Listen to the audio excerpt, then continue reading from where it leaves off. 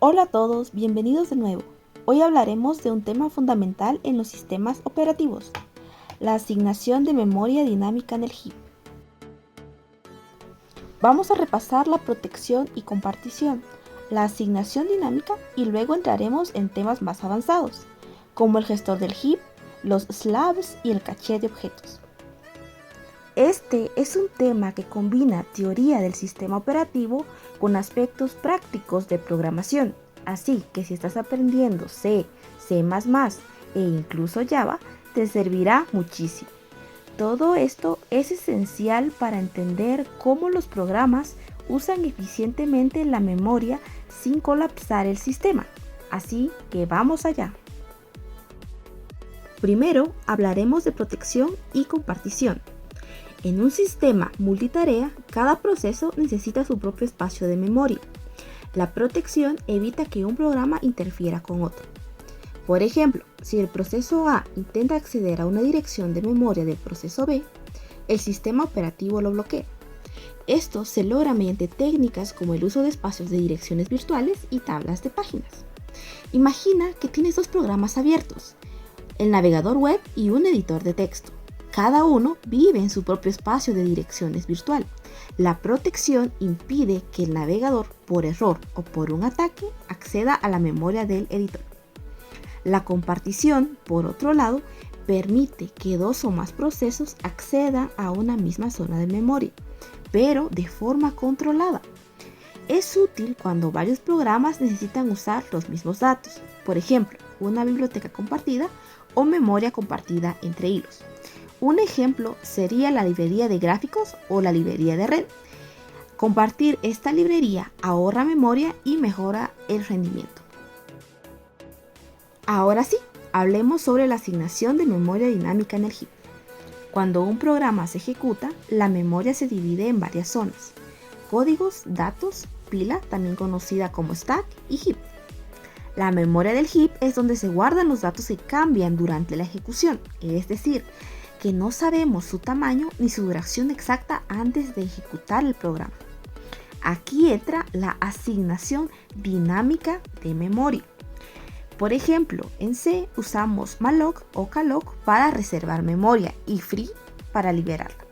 En C++ tenemos new y delete. Cada lenguaje de programación puede permitirnos o no trabajar con la memoria. El heap crece y se reduce según las necesidades del programa. Pero hay un problema: la fragmentación. Esta puede ser interna o externa. Por eso los sistemas operativos y las bibliotecas de ejecución usan gestores de heap para manejar eficientemente esta zona. Pasemos a hablar de más detalles de la fragmentación. Hablemos de la fragmentación externa. Esta ocurre cuando hay memoria libre, pero en trozos pequeños no contiguos. Supongamos que el programa pide 100 bytes, luego 200, luego 50, y luego libera los de en medio. Quedan huecos pequeños que no pueden aprovecharse bien. Esta es la fragmentación externa.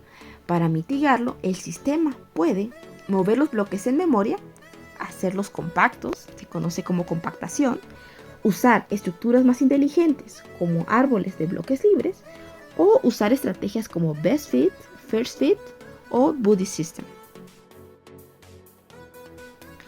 La fragmentación interna, por su parte, es cuando se desperdicia memoria dentro de los bloques asignados. Ocurre cuando el sistema o el gestor de heap asigna más memoria de la que el programa realmente necesita. Supongamos que el gestor de memoria solo puede asignar bloques de 8 bytes, porque trabaja en múltiplos de palabra. Alineación. Estos 3 bytes no pueden ser utilizados por nadie más, aunque estén vacíos. Esto es fragmentación interna, porque el desperdicio está dentro del bloque asignado. Como dato curioso, en los sistemas modernos, incluso las funciones malloc o new no asignan memoria directamente, sino que piden grandes bloques al sistema operativo y luego los subdividen internamente. Esto reduce la cantidad de llamadas al kernel, lo que hace que todo sea más rápido. Impresionante, ¿verdad? Ahora hablemos del gestor del heap con más detalles. El gestor del heap es quien realmente administra la memoria del heap. Su trabajo es decidir de qué parte del heap se tomará la memoria cuando un programa la solicita y qué hacer cuando se libera. Podríamos verlo como un bibliotecario de memoria. Sabe qué espacios están ocupados, cuáles están libres y cuál es el mejor lugar para colocar un nuevo bloque. Cuando un programa llama a malloc, el gestor busca un bloque libre adecuado, lo marca como ocupado y devuelve una dirección. Para buscar el espacio libre más adecuado se pueden utilizar diferentes algoritmos, entre los cuales podemos mencionar. Primero, first fit es aquel que toma el primer bloque que quepa. Segundo, best fit es aquel que busca el bloque más pequeño que funcione. El tercero es el worst fit, que busca el bloque más grande disponible para dejar huecos grandes. Si no hay suficiente espacio, el gestor del heap puede pedir más memoria al sistema operativo mediante llamadas como sbrk o mmap.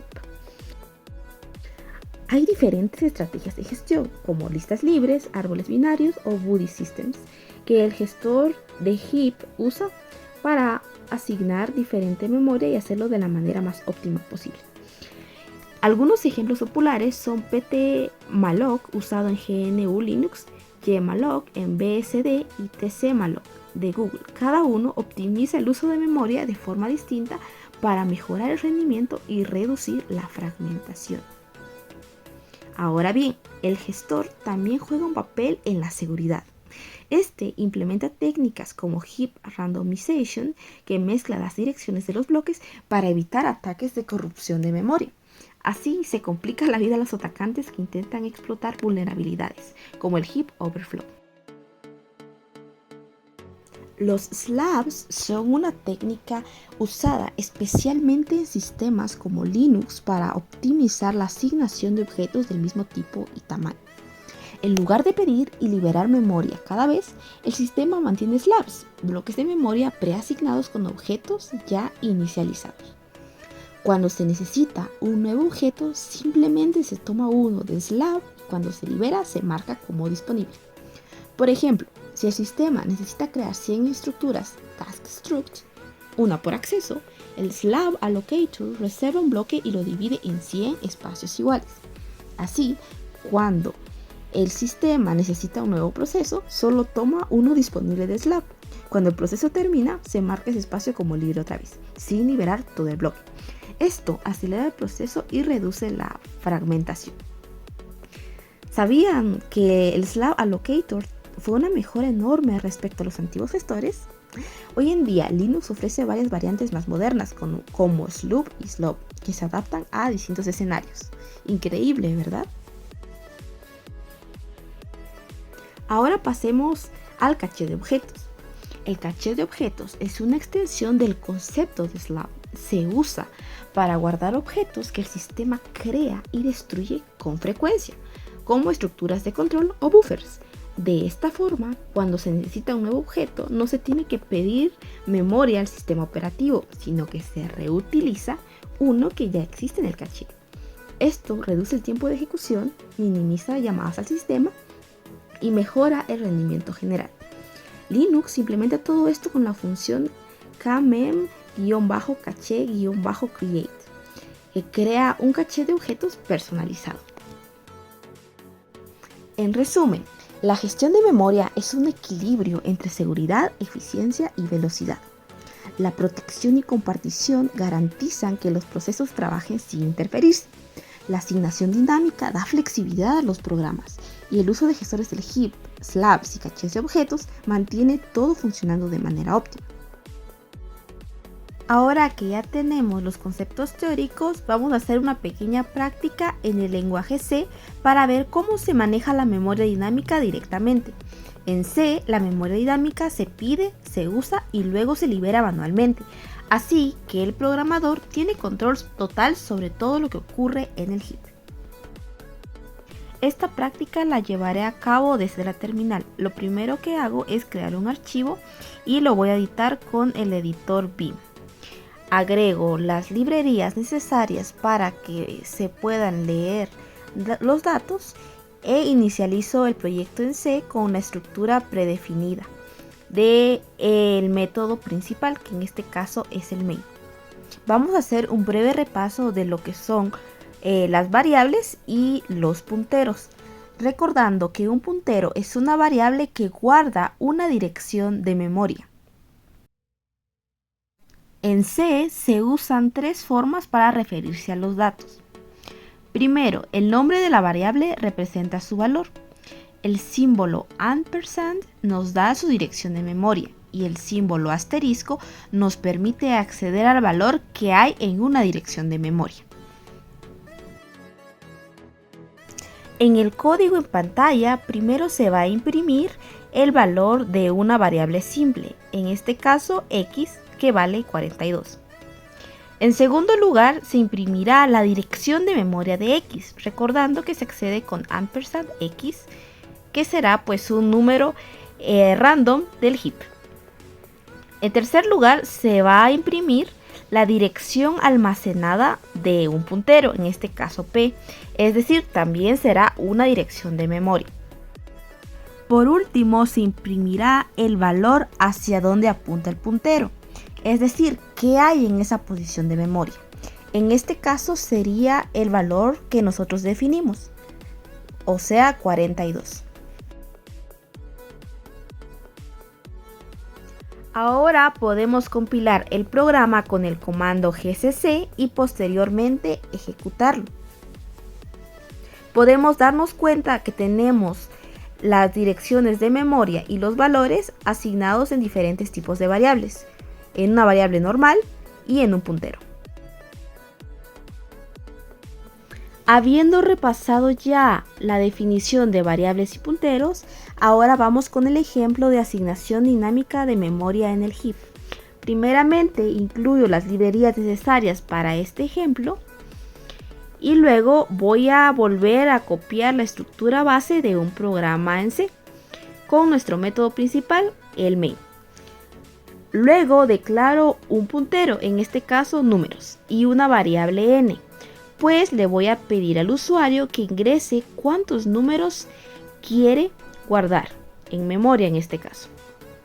Se va a escanear la respuesta del usuario desde el buffer con el método scanf y se va a guardar dicho valor en la variable n. Aquí viene una parte importante, ya que en el puntero números se va a almacenar como tal la dirección de memoria que se reservará para todos los números. Si se pueden dar cuenta, se utiliza el método malloc del que hemos estado hablando.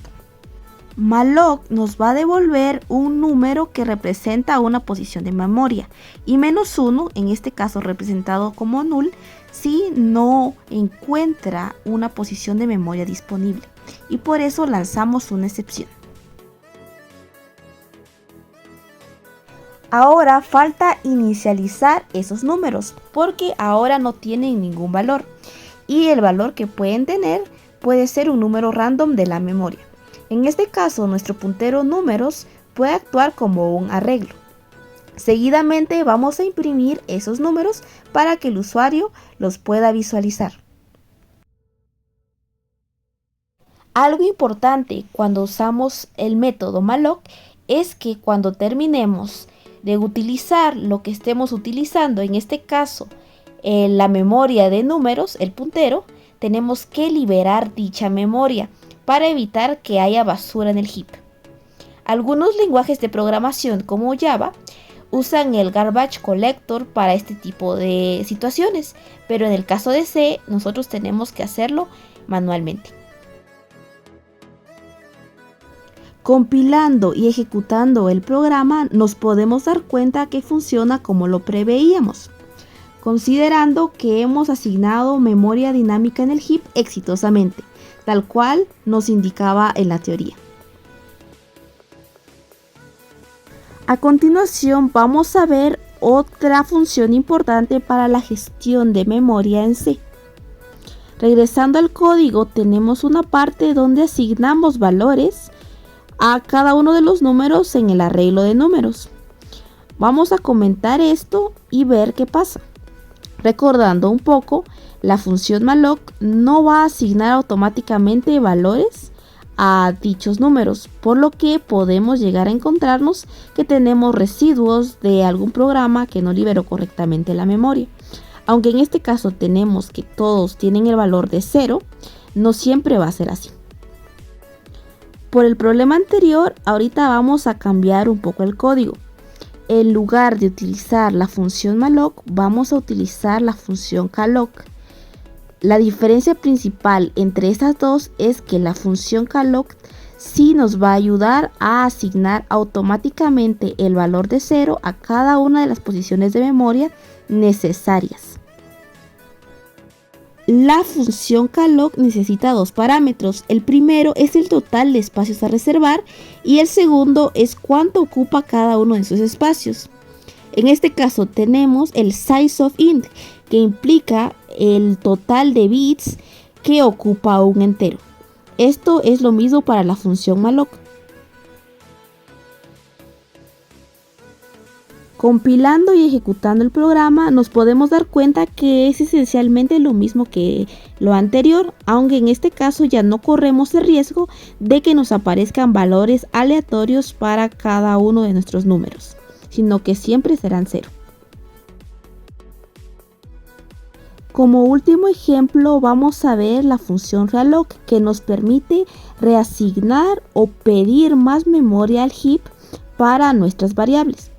Nuevamente voy a incluir primero las librerías necesarias para la ejecución de este nuevo programa. Voy a copiar la estructura base del método main y a continuación voy a crear un puntero llamado nums, donde le voy a reservar la memoria necesaria para almacenar 3 enteros con el método malloc que ya vimos. Seguidamente se inicializarán dichos números en el puntero nums, que actuará como un vector o un arreglo. Ahora bien, ¿qué pasa si queremos que nums pueda almacenar más valores de los que ya tenía por defecto? Pues sencillamente podemos utilizar la función realloc, que nos permitirá almacenar más memoria del heap para dicho puntero. La función realloc toma dos parámetros. El primero es el puntero al cual se le quiere ampliar la cantidad de memoria del heap disponible para él. El segundo es el tamaño total que tendrá después de la conversión. En este caso lo asignamos para que pueda almacenar hasta 6 enteros. Luego simplemente se va a inicializar los números que no estaban inicializados. En este caso serían los de la posición 2 al 5. Y luego se mostrará al usuario pues dichos números.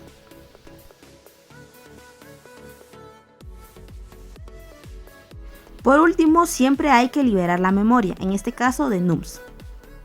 Compilando y ejecutando el programa como en los ejemplos anteriores, nos podemos dar cuenta que funciona correctamente, siendo que finalmente el puntero nums almacenó los 6 valores, pudiendo ampliarlo gracias a la función realloc. Como un extra, con nuestros programas en C podemos utilizar una herramienta que se llama Valgrind, que nos permite ver la memoria en sí. Aunque es una herramienta para debuguear, es muy interesante ver cómo los bloques del heap son asignados dinámicamente. Y con esto concluimos la parte práctica. Como se observó, la asignación dinámica en C da control total sobre el heap, pero también requiere responsabilidad. Hay que pedir memoria cuando se necesite y liberarla al terminar. Y bueno, hasta aquí llegamos con el tema de asignación dinámica de memoria en el heap.